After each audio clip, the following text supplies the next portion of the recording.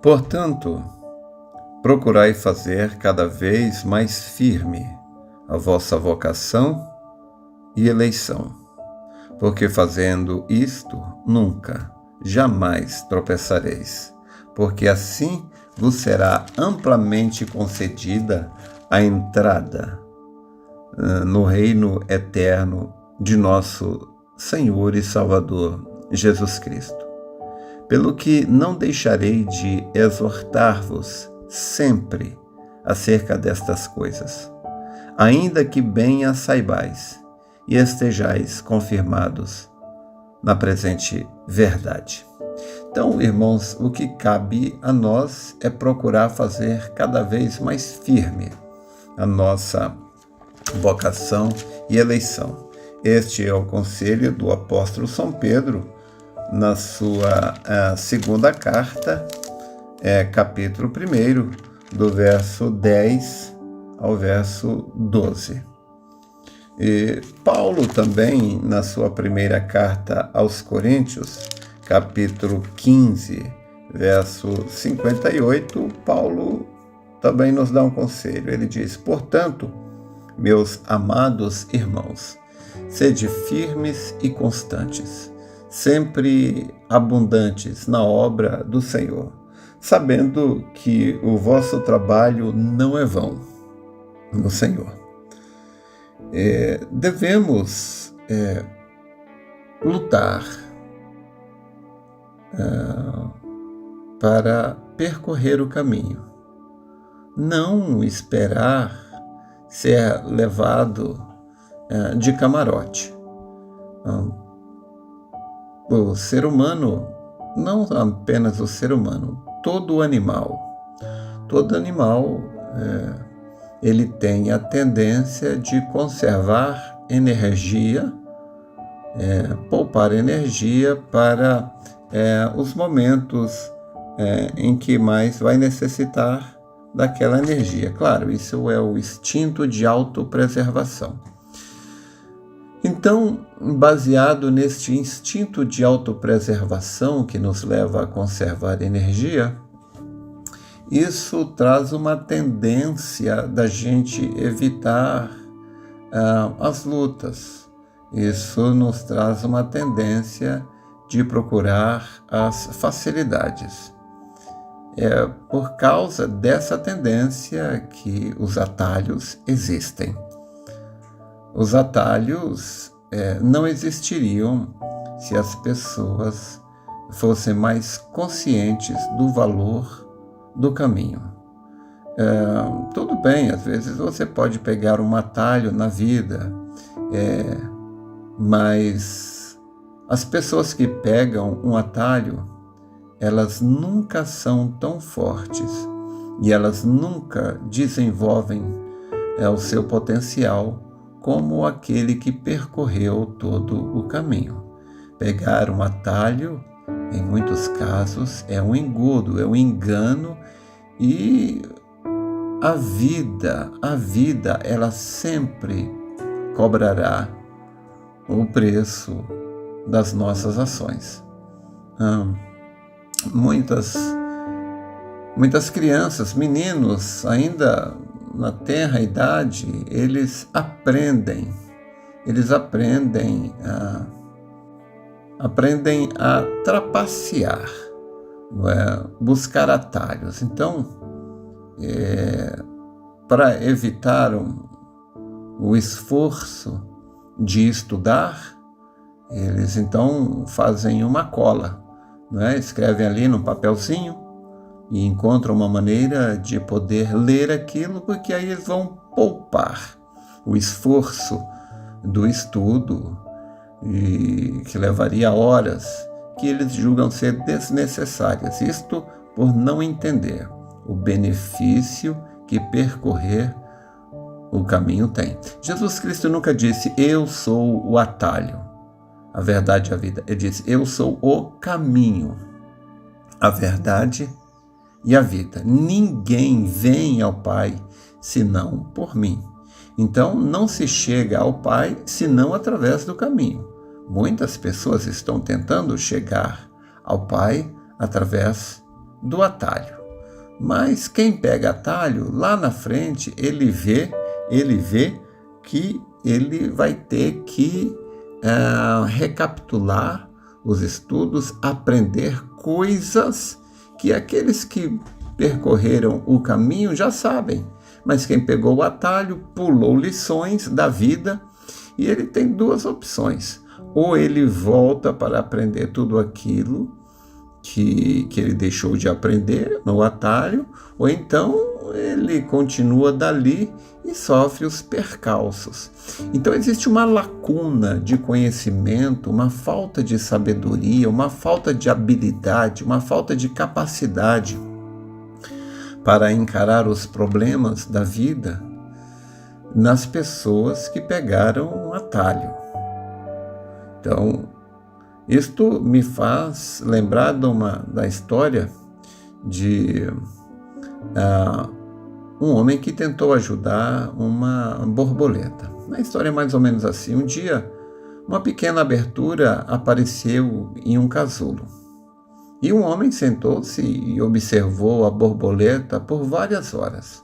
Conforme ela se esforçava para fazer com que o seu corpo passasse através daquele pequeno buraco, então pareceu que ela parou de fazer progresso. Parece que ela deu uma estagnada ali.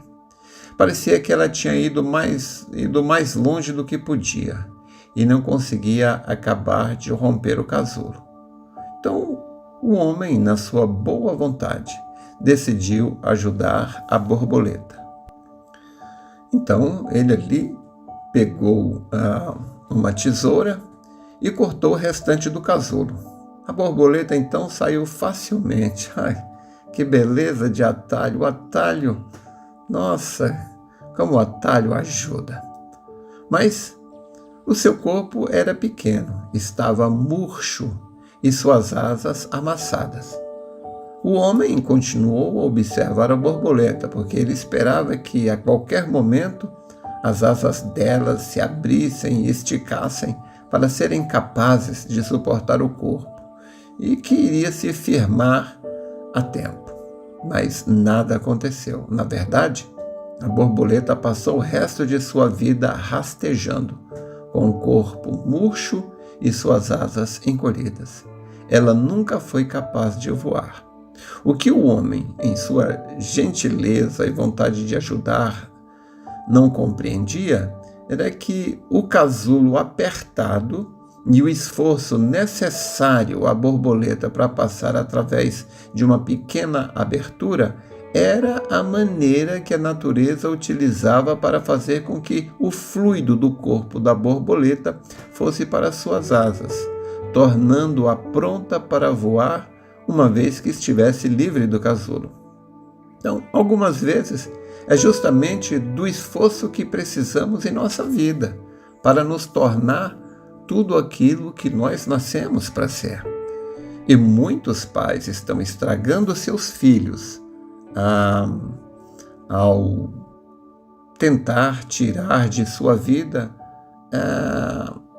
os problemas, as dificuldades. Por exemplo, uma certa vez eu vi um psicólogo dizendo que os pais que venceram na vida, eles venceram na vida porque eles lutaram muito, se esforçaram, desenvolveram seus potenciais. E eles olham para trás, e quando eles olham para trás e veem tudo aquilo pelo que eles tiveram que passar para chegar aonde chegaram, todo o esforço, sofrimento. Mas eles não entendem que foi o esforço, o sofrimento, que realmente deu sentido à conquista. Se tirar todo o esforço e o sofrimento, você tira o sentido da conquista. E os pais olharam para tudo aquilo que eles passaram e tiveram um pensamento infeliz. Eles disseram, bem, os meus filhos não vão ter que passar pelo que eu passei. Eles não vão sofrer o que eu sofri. Eles não entendem que foi isto, o sofrimento, o esforço que os fez crescer e os tornou quem eles são. Então, quando eles poupam os filhos das frustrações, das dificuldades da vida, então eles impedem os filhos de desenvolver a habilidade emocional. Uma parte do cérebro que fica logo atrás da testa, que é o córtex pré-frontal, é onde reside a força de vontade. É esta parte do cérebro que diz, bem, eu não estou com vontade de ler, de estudar, mas eu vou fazer, eu preciso. Aquilo, eu não estou com vontade de levantar agora, mas eu vou levantar, eu tenho que levantar. Ou então é aquilo que diz assim, bem, eu gostaria de fazer isso, mas é errado, então eu não vou fazer. Entende? Essa força de vontade, esta habilidade se envolve desde a mais tenra idade. Então é aí também que reside a capacidade de suportar frustração. Suportar frustração. Então, esta nova geração, como eles foram poupados, estão sendo poupados de todos esses esforços, o número de suicídio está crescendo muito, porque os jovens não aprenderam a suportar frustração. Então, quando eles vão encarar a vida como ela é, então eles acham que estão sendo perseguidos, que a vida é cruel e isso e aquilo. Por quê? Porque viveram toda uma vida sem sofrimento, sem frustração. E não é isso que Deus ensina para nós. A Bíblia nos ensina, estudamos ontem, vou ver hoje de novo, na primeira carta do apóstolo São Pedro, capítulo 4, a partir do verso 12, Pedro disse assim, amados, não estranheis a prova que vem sobre vós para vos tentar, como se coisa estranha vos acontecesse. Então, não encare isso como uma coisa estranha, não. Isso é para o seu bem. Mas alegrai-vos no fato de serdes participantes das aflições de Cristo, para que também na revelação de sua glória vos regozijeis e alegreis. Então, Pedro continua dizendo, isso aí o valor das lutas, das provas, e Paulo também, na sua carta aos Hebreus, capítulo 12, Paulo chega a dizer que nós devemos aprender com Cristo. Mesmo Jesus Cristo padeceu e ele aprendeu a obediência pelo que sofreu, e Deus prova aqueles a quem ama. Olha, lutas e aflições não é falta de amor de Deus, pelo contrário, lutas e aflições são uma prova, uma manifestação do amor de Deus. Então, Paulo nos diz, portanto, nós também, pois que estamos rodeados de uma tão grande nuvem de testemunhas, deixemos todo o embaraço e o pecado que tão de perto nos rodeia, ou seja, aprendamos a dizer não para nós mesmos. A gente não pode ter tudo que quer, não. A gente tem que aprender a dizer não para nós mesmos. Deixemos todo o embaraço e o pecado que tão de perto nos rodeia e corramos com paciência a carreira que nos está proposta. Olha, Deus propôs uma carreira para mim, uma carreira para você. É isso daqui, filho, olha, você vai ser provado, você vai ser testado, mas saiba disto, cada homem, cada mulher que vem ao mundo, ele será julgado pelo que ele fez durante o seu tempo de vida. Então, aquela pessoa que não resiste às tentações, às provas, às dificuldades, elas vão ficar à beira do caminho.